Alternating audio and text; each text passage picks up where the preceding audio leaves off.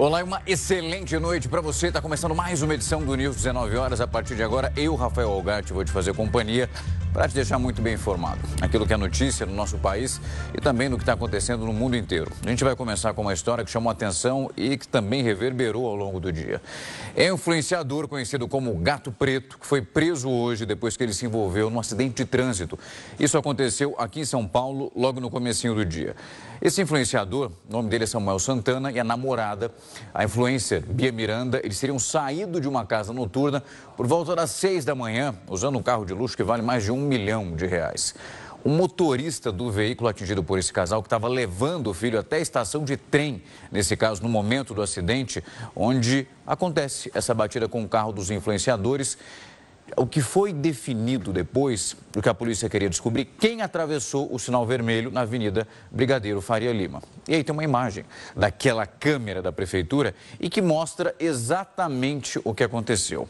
Aqui, ó, o sinal está fechado, você consegue perceber com toda facilidade. Um cruzamento, logo no comecinho do dia, o carro do idoso com o filho, ele vem nessa direção e do influenciador para cruzar esses dois pontos. Pode soltar a imagem. Quando abre o sinal, você percebe o carro vindo ali, ó. É tão rápido, viu, o HB20 sendo atingido? A gente vai exibir essa imagem depois para você mais uma vez. Esse é o momento que a influenciadora Bia Miranda ali era abordada pelas polícias. E quando foi o dia amanhecendo um pouco mais, as pessoas se movimentando, esse era o cenário ali nesse centro empresarial de São Paulo. E você vê o movimento então que essa prisão acontece. O jovem foi levado para o hospital com uma fratura. Já o influenciador, o Samuel Santana, ele deixa o local antes da polícia chegar. E ali ele não fez o teste do bafômetro. Horas depois, ele chegou a ser detido, mas depois foi solto. No início do mês, o influenciador Gato Preto e a Bia Miranda, eles foram alvo de uma operação contra jogos de azar na internet. A defesa deles, até esse momento, não se manifestou. E um trem bateu num caminhão de gás no Rio de Janeiro. Você vai ver agora uma cena impressionante, porque nós te mostramos aqui vários outros momentos e fica sempre pensando, não é possível, que não deu tempo suficiente para retirar o carro ou então o caminhão. Esse caso exemplifica muito uma correria que nem sempre dá certo. Tem um vídeo que foi registrado pelo celular e que mostra essa batida acontecendo. Você vai ver a imagem, o trem passando aqui, o caminhão tentando de alguma maneira fazer essa manobra para sair do trilho a tempo. O sinal sonoro foi emitido, não foi o suficiente. Pode soltar essa imagem. Você vai ver o trem vindo aqui, ó. Ouve aí, ó. Ele vai chegar aqui, ó, bem no cantinho. Ó o caminhão parado, ó. A pancada. Mas vai com tudo, ó. Na sequência, quando esse caminhão ele é atingido, ele bate na frente de uma empresa, é um muro. E aí imagina o tamanho, o impacto disso para destruir essa região da frente. É o que sobrou, né? Obviamente os bombeiros foram acionados, apesar de chamar muito a atenção essa imagem, o impacto, não só a cena em si do acidente, mas também o que ficou ali, ó. Depois disso tudo, ninguém ficou ferido, mais uma vez. Era uma via onde aquelas cancelas elas são colocadas, sinal sonoro foi acionado, mas nada disso foi o suficiente. Vamos ver mais uma vez, ó. A chegada, quem estava ali já com o celular estava sabendo o que ia acontecer, ó. A baita da pancada.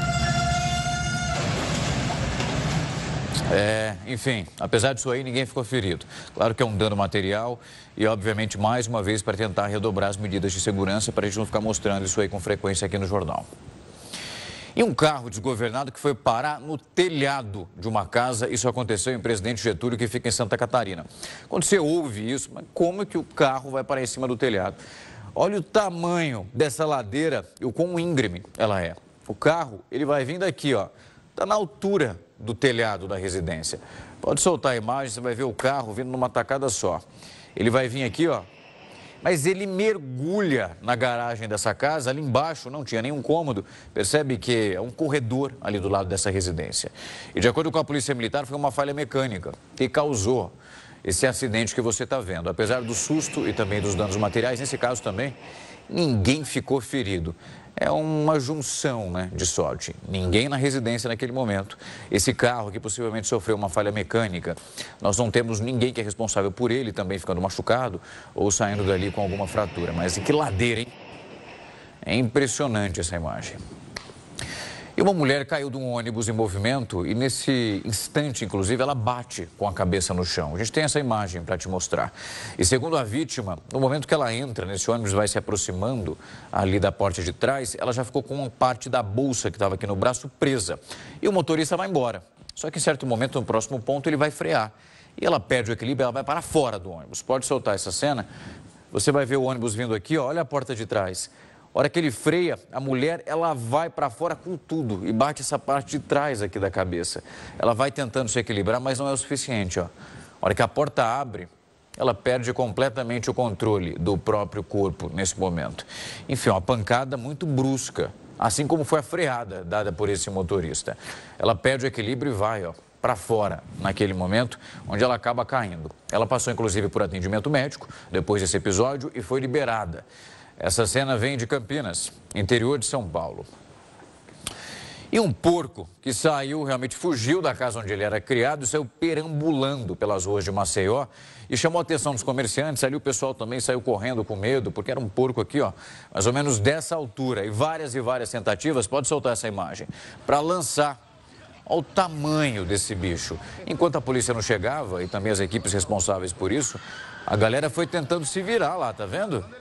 Como que segura esse bicho? Até no laço é um problema. Levar uma mordida de um porco desse tamanho também. Enfim, o Centro de Controle de Zoonoses foi acionado para fazer essa captura. O animal, ele estava ferido, foi encaminhado então para fazer testes e aí vai ser definido se ele vai passar por um abate sanitário ou se não apresenta nenhuma condição para consumo, obviamente, nesse caso. Ou se será encaminhado para um estudo numa universidade. A gente lembra aqui que esse bicho não pode ser devolvido para o dono lá, porque a capital alagoana conta com uma legislação que proíbe a criação de porcos em área urbana. E tem mais um caso de violência agora envolvendo turistas estrangeiros, a gente passando vergonha mais uma vez no Rio de Janeiro. Dessa vez, 2 alemães que foram assaltados e ficaram sem roupa em Copacabana. Esses turistas foram socorridos por guardas municipais depois de terem sido assaltados aqui, na praia de Copacabana. Os alemães disseram aos agentes que tiveram as roupas, os celulares e os cartões levados pelos criminosos. Os assaltantes foram identificados e presos em flagrante em uma farmácia do bairro. Um deles tentava fazer compras com um cartão de crédito de uma das vítimas. O outro estava em um táxi parado em frente à loja. Os suspeitos vão responder por furto e podem pegar de 1 a 4 anos de prisão. O Superior Tribunal de Justiça adiou mais uma vez uma análise que é do recurso apresentado pela defesa do ex-jogador Robinho. Esse julgamento ele foi remarcado para o dia 3 de setembro. A Corte já havia modificado essa data da sessão antes, quando transferiu o caso do dia 6 de agosto para essa quarta-feira. O STF justificou a nova mudança por falta de quórum. Os advogados estão pedindo uma reavaliação da pena do atleta, que, segundo eles, a punição deve ser reduzida para 6 anos de prisão em regime inicial semiaberto, conforme a lei brasileira. Em 2017, o Robinho foi condenado pela justiça italiana a 9 anos de prisão por estupro coletivo. Esse crime aconteceu em 2013, numa boate em Milão. O ex-jogador chegou a recorrer dessa decisão, mas a condenação foi mantida em todas as instâncias. E como ele já estava aqui no Brasil à época, e também a legislação brasileira não prevê uma extradição de um cidadão nato, a Itália pediu que o atleta cumprisse a pena por aqui mesmo. Solicitação que você sabe muito bem que foi aceita e ele foi preso no ano passado. Robinho está no complexo penitenciário de Tremembé, interior de São Paulo. A Câmara dos Deputados promoveu uma audiência pública para discutir aquela proteção das crianças e adolescentes num ambiente que é digital. Ainda hoje, os parlamentares devem votar essa proposta contra a adultização na internet. A gente vai então para Brasília conversar com a repórter Ruth Moraes, do portal R7, que tem os detalhes dessa movimentação toda no Congresso e saber qual o andamento e a tramitação desse texto por aí, né, Ruth? Boa noite para você. Boa noite para você, Algarte, para todos que nos acompanham. Pois é, os deputados aguardam agora que o presidente da Câmara, Hugo Mota, sente-se aqui à mesa diretora da Casa para iniciar a ordem do dia e, portanto, colocar o mérito do projeto para a votação. Vale lembrar que ontem a gente trouxe aqui que a urgência ao projeto foi aprovada aqui com maioria na Casa. E a sessão de hoje, no entanto, deve ser conturbada porque a oposição deve obstruir. Isso porque eles consideram que esse projeto, em algum termo, tem alguns algum tipo de censura às redes sociais. Então, portanto, eles devem aqui obstruir com requerimentos de adiamento de discussão para adiar, né, a votação desse projeto e também com discursos longos, caso eles não consigam fazer com que o relator do texto, o deputado Jadiel Alencar, modifique essa proposta. Como o texto já foi aprovado pelo Senado anteriormente, se ele passar pela Câmara dos Deputados sem qualquer modificação de mérito, segue diretamente para a sanção do presidente Lula, que vai ter, a partir da aprovação, 15 dias úteis para sancionar ou vetar esse texto, mas o governo é completamente alinhado a essa proposta e já manifestou aqui total interesse em sancionar.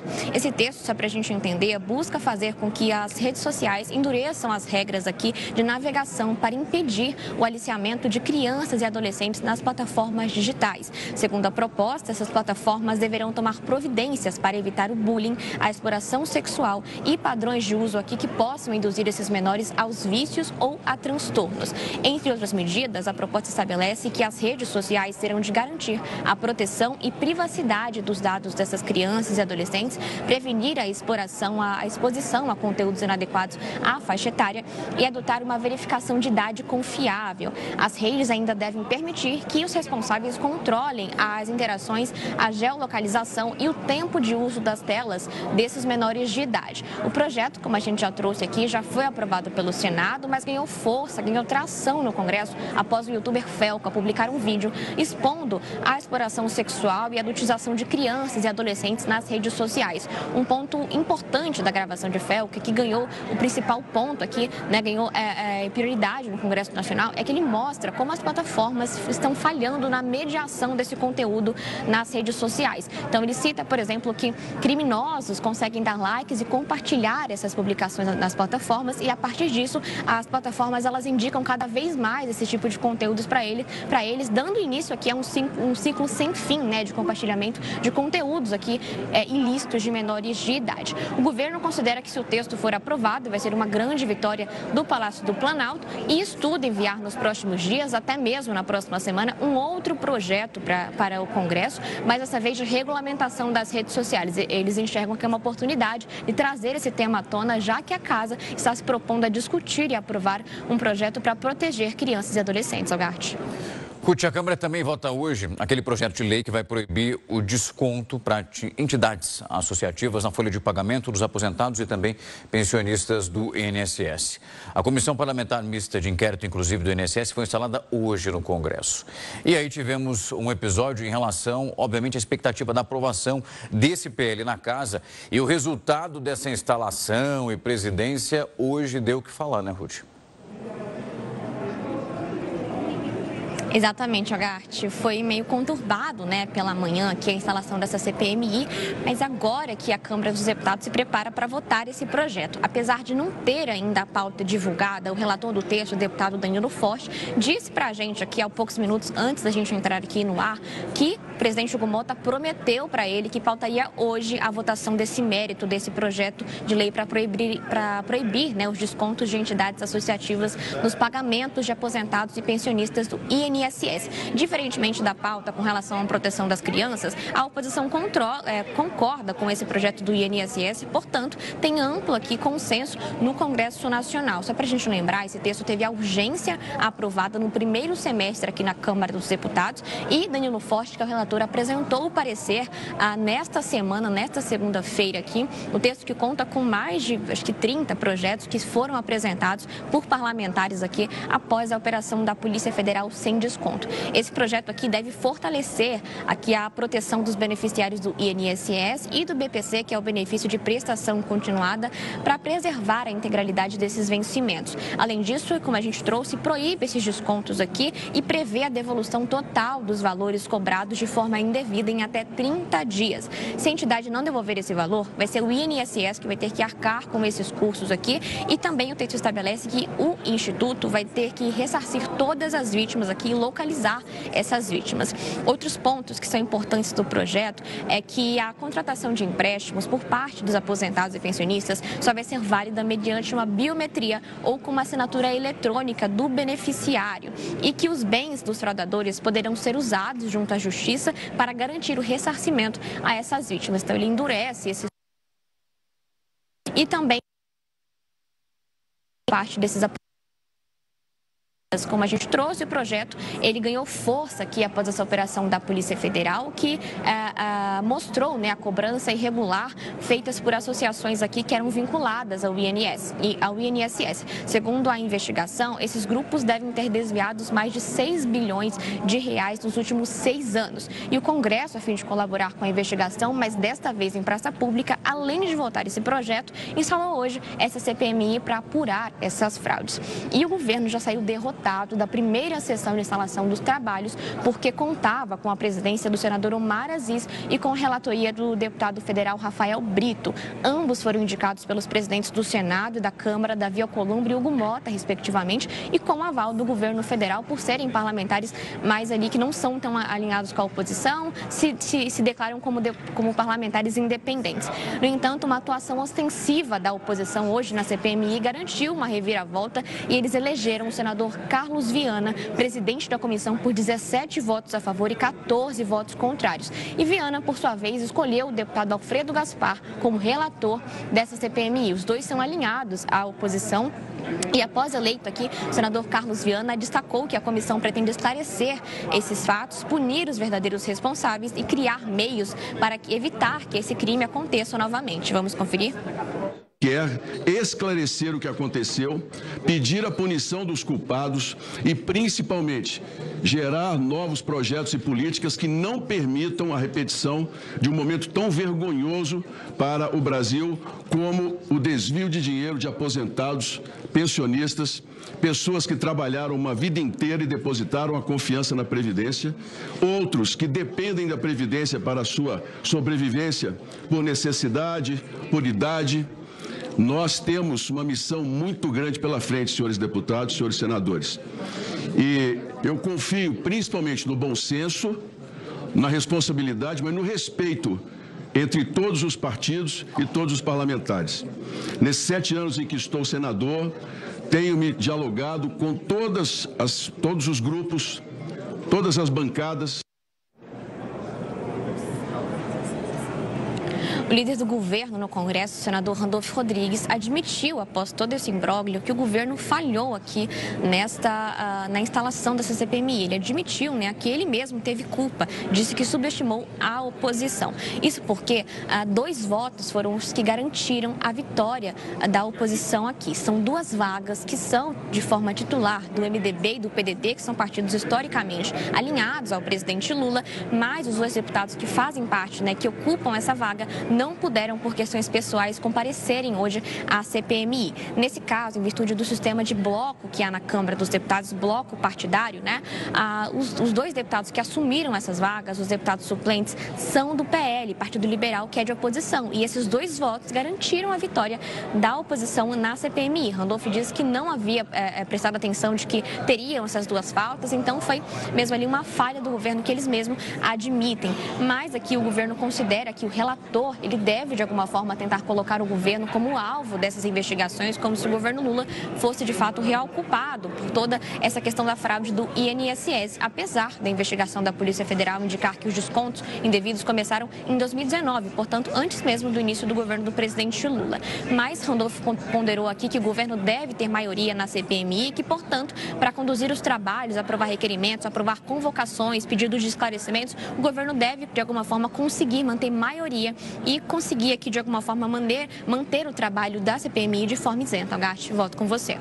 Ruth, obrigado pelas informações. É claro que a gente vai ficar de olho para saber, principalmente, se o próprio governo vai conseguir manter nessa comissão essa maioria que foi prometida pela liderança e como o nome Randolfo, que é justamente que está ali, que por um deslize, obviamente, agora vai precisar de algumas explicações. Nós acompanhávamos durante a tarde Gleice Hoffmann, que tem esse papel de articulação, muito insatisfeita com o resultado. É saber o que nós temos agora nos próximos dias. Muito obrigado, boa apuração por aí. Até mais.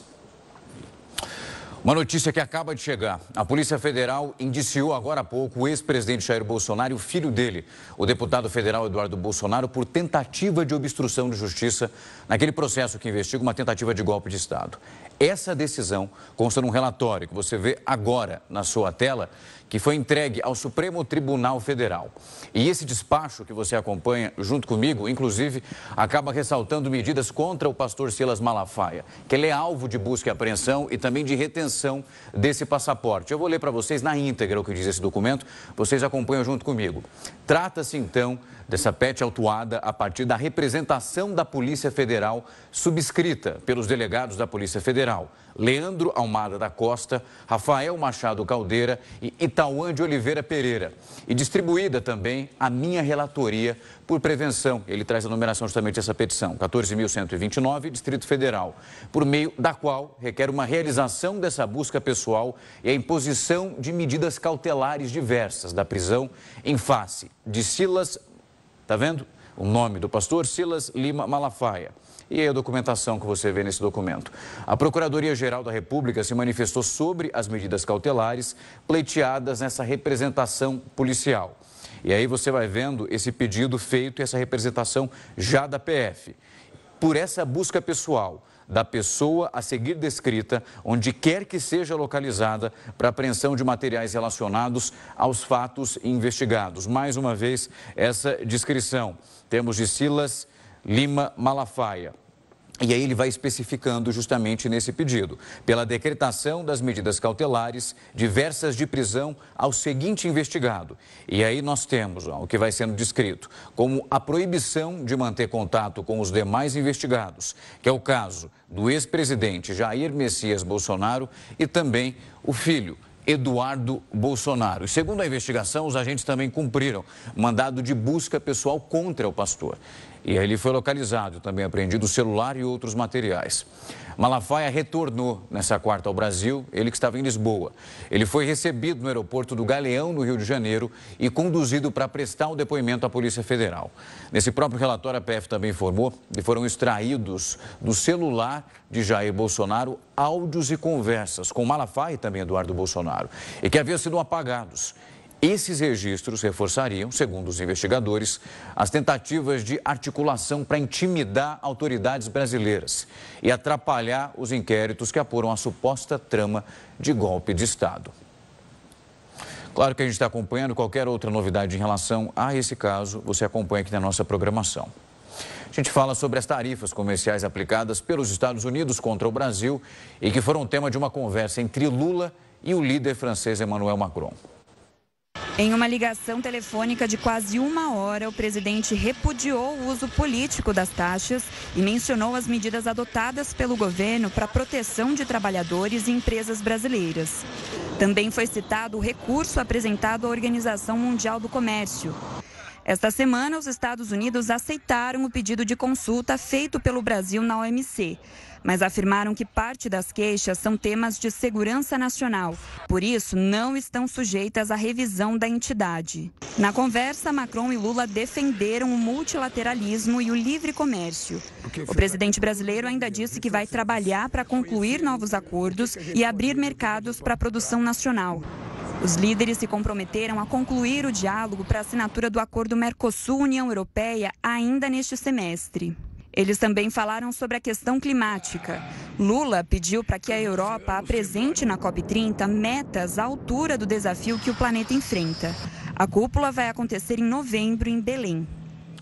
E representantes de instituições financeiras estão procurando ministros do Supremo Tribunal Federal depois da decisão que nós falamos ontem do ministro Flávio Dino e que causou uma perda bilionária no valor de mercado de bancos brasileiros. O objetivo é expor essa preocupação do setor. Uma das reuniões ocorreu ontem entre o presidente da Confederação Nacional das Instituições Financeiras, Rodrigo Maia, e o ministro Cristiano Zanin, ele que é o relator dessa ação e que questiona especificamente a aplicação da lei Magnitsky pelos bancos. Outro magistrado que recebeu os executivos dos bancos disse que está muito preocupado com a insegurança jurídica formada em torno dessa aplicação das sanções ao ministro Alexandre de Moraes. Essa norma prevê o bloqueio das contas bancárias e de bens em solo norte-americano, mas que também atinge indiretamente os bancos brasileiros conectados ao sistema financeiro nos Estados Unidos. A avaliação de autoridades é que essa decisão de Dino desgastou ainda mais uma relação entre os países. Da decisão da segunda-feira, Flávio Dino afirmou que essas transações, operações e cancelamentos, além dos bloqueios determinados por outros países, dependem de uma autorização do STF. Hoje, o ministro Alexandre de Moraes afirmou que os bancos que atuam no Brasil, eles podem ser punidos se aplicarem sanções impostas pelos Estados Unidos em solo brasileiro. A rede social X acusou o Brasil de ameaças à liberdade de expressão. A plataforma disse que enviou ao representante do comércio dos Estados Unidos um comunicado em que demonstra sérias preocupações com a aplicação justa da lei no país. Essa declaração, ela foi dada numa manifestação sobre a investigação comercial determinada por Donald Trump contra o Brasil e baseada na seção 301 da Lei de Comércio norte-americana. A rede social, que é comandada por Elon Musk, afirma que tribunais brasileiros têm contornado um tratado de assistência jurídica mútua entre as duas nações, ao forçar as empresas a fornecerem dados de usuários sem usar os canais diplomáticos. O texto ainda cita as decisões do Supremo Tribunal Federal, especificamente Alexandre de Moraes. Segundo a rede social, o julgamento do Marco Civil na internet, que resultou nessa ampliação da responsabilidade das plataformas, incentiva uma censura excessiva. E com isso, a empresa pediu ao governo investigações sobre essas medidas. O número de passageiros em voos aqui no Brasil e também quando a gente olha para o exterior, quem está chegando, quem está saindo do nosso país, circulando por todo o território nacional, chegou a 11,6 milhões no mês de julho. É um recorde para o setor. No ano, foram mais de 73 milhões de viajantes, é uma alta de quase 10%. E a gente preparou uma tela para te mostrar os detalhes desse levantamento, que inclusive vem do Ministério de Portos e Aeroportos. Bora olhar nossa tela aqui. A gente vai verificar esse recorde para o mês de julho. Nos voos domésticos, nós temos um número de passageiros que bate ali 9 milhões. É uma variação para cima, de 5,9%. No caso dos internacionais, vai bater 2,6%, uma alta de 2,6 milhões, e que vai chegar a 13,6%. Olha essa totalidade aqui, isso aqui é um número impressionante, é muita gente. 11,6 milhões, jogando para cima 7,5%. Quando a gente faz essa relação com o mês de julho, já temos um número que é muito mais alto. E pelo menos até o final de 2005 pode ser que nós ainda consigamos alcançar um recorde. Bora para a nossa próxima tela. Aqui, então, nós temos os nossos aeroportos mais movimentados nesse instante. Guarulhos é o campeão. O número de viajantes vem aqui, hein? Isso aqui é mensal. Vai dar 26,2 milhões. Nós temos 17,8%. Congonhas com 13,6 milhões, 9,3%, que a gente já cai no Rio de Janeiro, que inclusive tem um número que é surpreendente. 9,7 milhões, com 6,6%.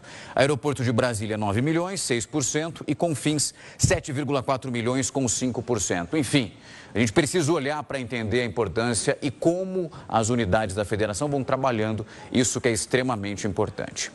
Com o início do veranico, as temperaturas seguem mais altas, principalmente até amanhã. A previsão é que o tempo seco continue em boa parte do país.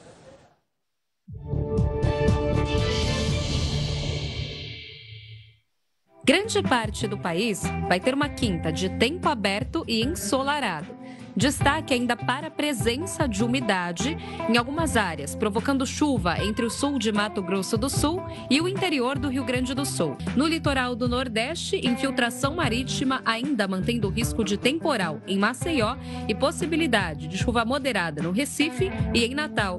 Enquanto no norte do Brasil a situação é de atenção entre Amazonas e Roraima. Os dois estados terão um dia com sol, mas com possibilidade para pancada de chuva mais forte. Grande parte do Sudeste e do Centro-Oeste vai ter uma quinta-feira de muito sol e destaque para as altas temperaturas. Em São Paulo, ainda pode chover de forma irregular. O tempo segue firme em Minas Gerais e com a qualidade do ar ainda comprometida pela baixa umidade do ar e entre as capitais Brasília, Cuiabá e Vitória, no Espírito Santo. Já algumas áreas do litoral do Nordeste ainda seguem com tempo mais instável, mas o ar fica abafado, com máximas que podem subir até os 28, 29 graus, entre a região de Natal e João Pessoa. Nessa quinta-feira, a umidade relativa do ar ainda continua em situação de emergência entre o norte de Goiás e o estado do Tocantins. Já em relação às temperaturas, nessa quinta-feira, a máxima sobe até os 25 graus em Curitiba. Calorão de 34 na cidade do Rio de Janeiro, máxima chegando a 31 em São Paulo, 29 em Brasília e Belo Horizonte, calor de 29 graus em Salvador e máxima podendo chegar até os 39 graus em Cuiabá, no estado de Mato Grosso. Agora a gente vai com imagens ao vivo lá de Belo Horizonte, Minas Gerais, Avenida do Contorno, região central. Vai esquentando aos pouquinhos, né? 22 graus lá nesse momento. Para sintonizar a Record News em BH, é só você colocar no canal 27 na sua TV aberta para acompanhar nossa programação de graça. Vou para um rápido intervalo, daqui a pouco eu estou de volta, hein? Não sai daí.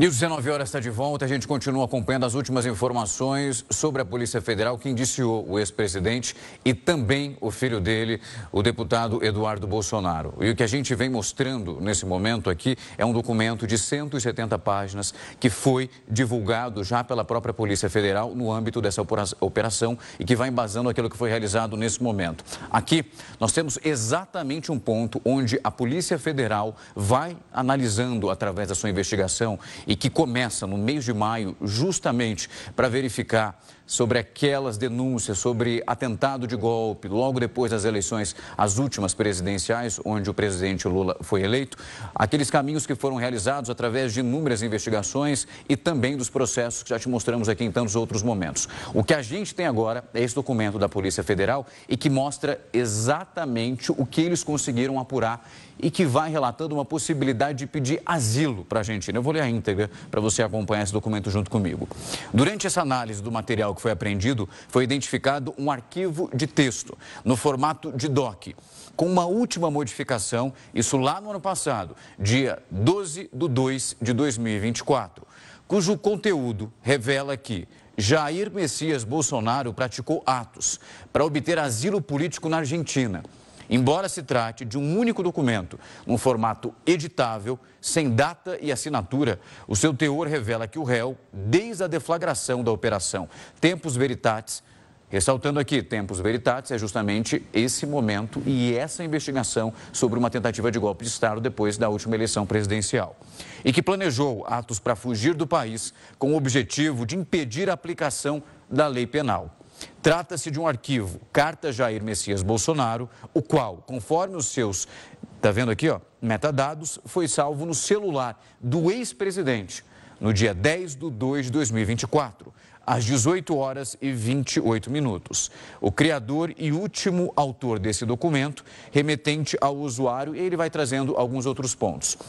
O que a gente analisava, e aqui analisando justamente o que foi divulgado nesse momento, é que durante essa operação, Silas Malafaia, ele que chegava de Lisboa, já foi abordado pelos agentes da Polícia Federal e, de acordo com o que foi até esse momento relatado, ele teve um celular apreendido. Ali há essa verificação e o que vem sendo mostrado também pela Polícia Federal é que eles localizaram nesses aparelhos e através de todo esse rito de analisar os arquivos, aquilo que permanece em nuvem, é que localizaram mensagens que teriam sido apagadas. E nesse momento, durante toda a Tempus Veritatis, que é essa operação hoje que nós temos aqui, que tem essa relação a essa investigação sobre essa tentativa de golpe, é que outras informações foram colhidas até que eles chegassem no que apontam que seria uma tentativa de pedir asilo para o governo da Argentina.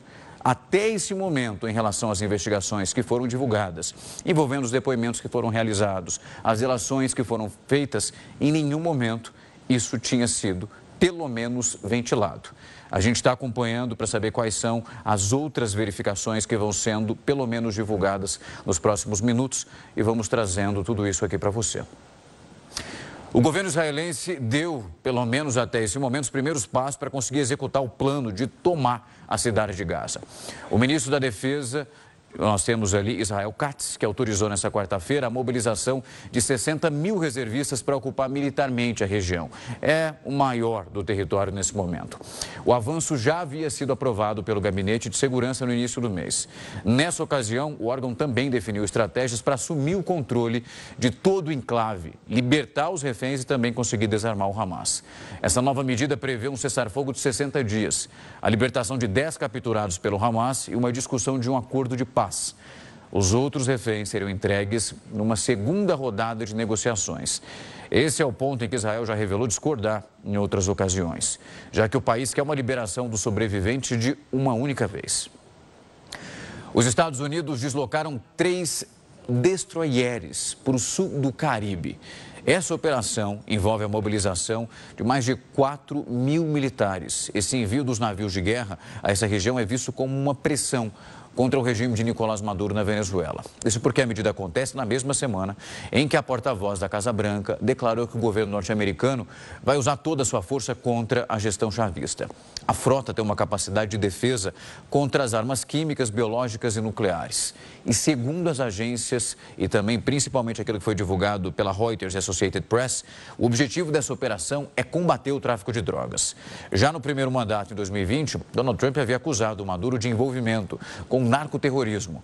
Os Estados Unidos oferecem uma recompensa de cerca de 270 milhões de reais por informações que levem à prisão do líder venezuelano. Em meio a essa aproximação dos navios norte-americanos, Maduro convocou forças de segurança para proteger Caracas. Ele não citou Washington ao tomar essa decisão, mas disse que o mundo sabe que a Venezuela tem os meios para se defender. Você vê agora imagens de São Luís, no Maranhão, 27 graus nesse momento. Para sintonizar a Record News por lá, é só colocar no canal 23 na sua TV aberta para acompanhar nossa programação de graça. Vou para um rápido intervalo e daqui a pouco eu estou de volta. Não sai daí.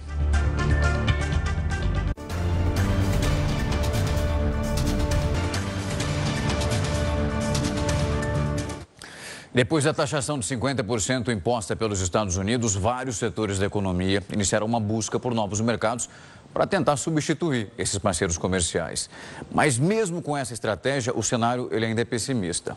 Uma pesquisa que foi divulgada hoje pela Confederação Nacional da Indústria revela que o setor vai ter queda nas exportações pela primeira vez em quase 2 anos.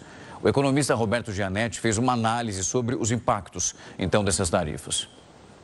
Nós temos 200 anos de relacionamento com os Estados Unidos, um relacionamento amistoso, um relacionamento colaborativo e, de repente, nessa administração, segunda administração Trump, entra essa hostilidade contra o Brasil, de uma forma assim muito inesperada. Quer dizer, que a gente teria diferenças em alguns pontos, é normal, mas não de uma forma assim sistêmica, de uma forma agressiva, como aconteceu.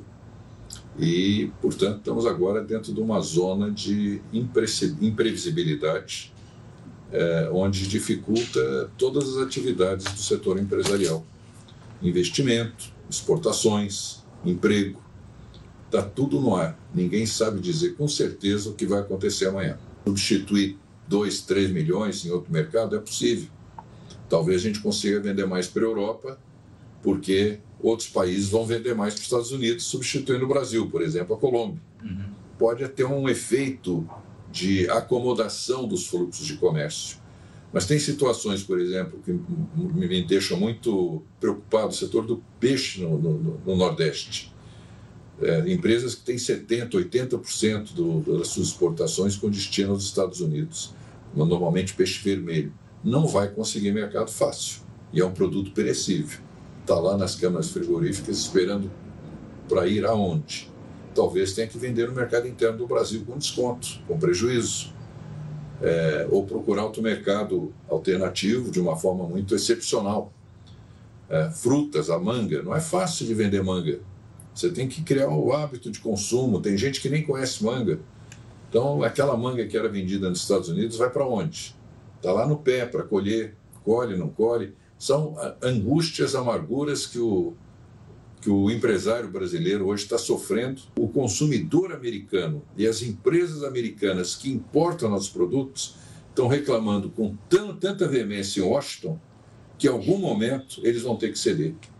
Essa é a nossa expectativa. O problema não é só nosso, é também de muitas empresas americanas e de milhões de consumidores que querem beber o nosso café, comer os nossos produtos alimentícios, ter os nossos móveis, as nossas roupas, e no momento aquilo que é de melhor preço e qualidade, eles não têm mais acesso. Eu acho que essa negociação não é uma negociação de governo, essa é uma negociação de empresário, do setor privado. Nós temos que trabalhar junto com as nossas contrapartes americanas, porque nós temos o mesmo interesse, que é prover o mercado americano de produtos de menor preço e melhor qualidade. Se o consumidor americano está privado disso, não consegue mais ter acesso ao produto brasileiro, e eles não estão deixando de produzir, porque muitas matérias-primas não estão mais disponíveis para eles transformarem nos Estados Unidos em produto final, como é que vai fazer? Então, essa parceria empresarial tem que apresentar aos dois governos a sua proposta de solução, inclusive incluindo interesses estratégicos, minerais críticos, semicondutores, data centers, vamos falar disso tudo. Agora, de forma pragmática, racional, e não invocando causas que não têm nada a ver com comércio, porque aí não tem negociação. Essa palavra confiança, nós economistas temos que tê-la sempre numa linha muito principal, numa memória sempre muito próxima. Por quê? Todo investimento é feito na base de confiança. Você tem que ter confiança no futuro, na economia, no crescimento, para você poder investir, produzir e ter resultado. O consumidor precisa ter confiança. Ele não vai gastar, comprar um carro novo, uma casa, fazer uma viagem de turismo, se ele não tem confiança que ele vai ter um emprego, que ele está com renda, que ele está com rendimento, que tem uma situação, vamos dizer, relativamente estável para a vida dele. Quando ele percebe a instabilidade, a imprevisibilidade que nós estamos vivendo hoje no mundo, ele para de consumir ou reduz o seu consumo e o investidor para de investir, porque também não vai crescer o consumo. Ele sente que as duas variáveis, investimento e consumo, ficam em suspenso. Quando você tem investimento e consumo em suspenso, a economia colapsa. Ela entra em estagnação, para de crescer. Então, esse é o risco que nós temos hoje. O governo Trump conseguiu colocar no ar um nível de baixo de expectativa e de baixa confiança, o que cria no empresário e no consumidor essa dúvida que subsiste. Essa edição do News 19 horas vai ficando por aqui. Lembrando que dá para rever tudo lá na íntegra no YouTube da Record News. Muito obrigado pela sua companhia e fica ligadinho, porque logo na sequência está chegando o programa Elas com a Bola. Até mais.